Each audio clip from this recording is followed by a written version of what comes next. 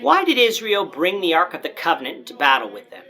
This is the question that we seek to answer today as we continue our verse-by-verse study of the book of 1 Samuel on walking through the Bible.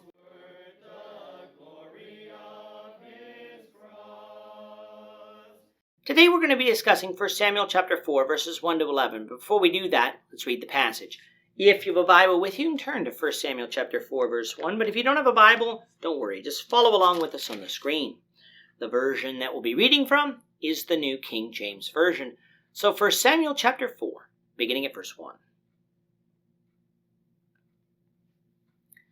And the word of Samuel came to all Israel. Now Israel went out to battle against the Philistines and encamped beside Ebenezer, and the Philistines encamped in Aphek. Then the Philistines put themselves in battle array against Israel, and when they joined battle, Israel was defeated by the Philistines, who killed about 4,000 men of the army in the field. And when the people had come into the camp, the elders of Israel said, "Why has the Lord defeated us today before the Philistines? Let us bring the ark of the covenant of the Lord from Shiloh to us, that when it comes among us, it may save us from the hands of our enemies." So the people sent to Shiloh, that they might bring from there the ark of the covenant of the Lord of hosts, who dwells between the cherubim. And the two sons of Eli, Hophni and Phinehas, were there with the ark of the covenant of God. And when the ark of the covenant of the Lord came into the camp, all Israel shouted so loudly, the earth shook. Now when the Philistines heard the noise of the shout, they said, "What does the sound of this great shout in the camp of the Hebrews mean?" Then they understood that the ark of the Lord had come into the camp. So the Philistines were afraid, for they said, "God has come into the camp." And they said, "Woe to us, for such a thing has never happened before. Woe to us! Who will deliver us from the hand of these mighty gods? These are the gods who struck the Egyptians with all the plagues in the wilderness. Be strong and conduct yourselves like men, you Philistines, that you do not become servants of the Hebrews, as they have been to you. Conduct yourselves like men and fight." So the Philistines fought, and Israel was defeated, and every man fled to his tent. There was a very great slaughter, and there fell of Israel 30,000 foot soldiers. Also the ark of God was captured, and the two sons of Eli, Hophni and Phinehas, died. Here in chapter 4, we get the culmination of 2 chapters of prophecy against the house of Eli for Eli's son's corruption. Eli had been foretold of this by the man of God, an unnamed prophet, and then by Samuel himself, who had heard the voice of the Lord tell him this. Eli was resigned to the fact that the Lord was acting justly, but I'm sure was sad that the Lord did indeed have to act. How old Samuel is here, we do not know. In fact, for the age of Samuel throughout his life, the scriptures are silent on. We just have to go off some vague clues that passages give us to get an approximate age. Samuel is not a young child. He has grown enough to be able to assist in the tabernacle where he was allowed to, and to be recognized as a prophet. He is likely somewhere in his teenage years with the date of this story. The first part of verse 1, which says, "And the word of the Lord came to all Israel," really belongs with verse 21 of chapter 3, as putting it there makes much more sense than placing it here, and it would allow chapter 3 not to end so abruptly. Moving on, though, Israel has gone out to battle with the Philistines. And spoiler alert, the Philistines are going to win. So with this being the case, we have to look to a time in history when Israel would have been weak and the Philistines strong. That's why we place this battle during the days of Samson, but before Samson's final victory. All of the pieces fit together when we do this. Back in Judges 13, verse 1, we read, "Again the children of Israel did evil in the sight of the Lord, and the Lord delivered them into the hand of the Philistines for 40 years. Back in our study of Judges, we determined that this 40 years of affliction was concurrent with Samson's judgeship, for Samson didn't completely defeat the Philistines until the end of his judgeship. And so, using our timeline, we place the beginning of this affliction at around 1118 BC.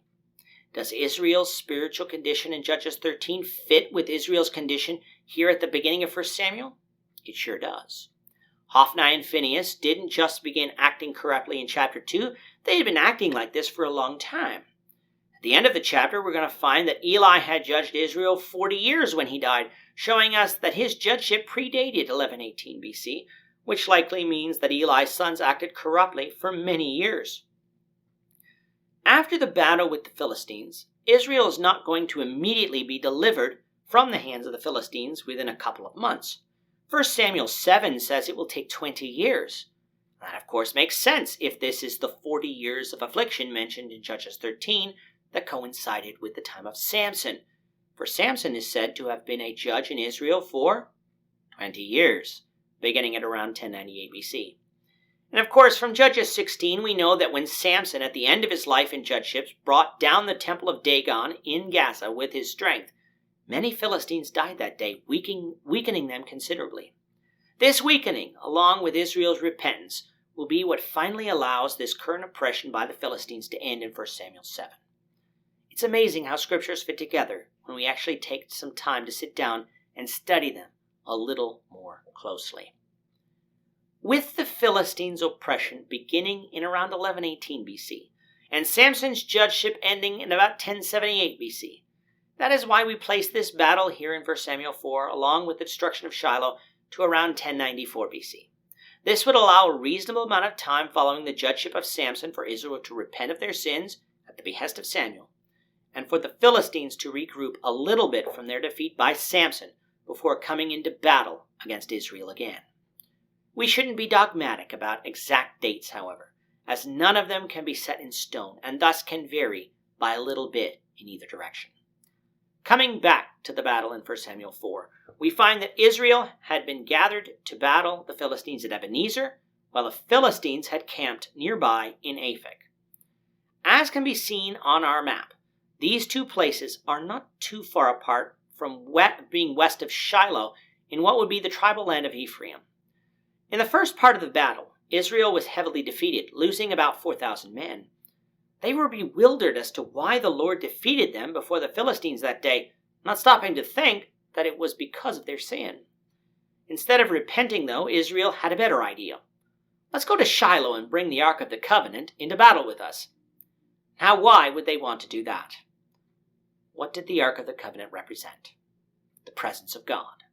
On top of the Ark of the Covenant was the mercy seat, where God met the high priest between the cherubim once a year on the Day of Atonement in order to receive the blood of the atoning sacrifice for sin.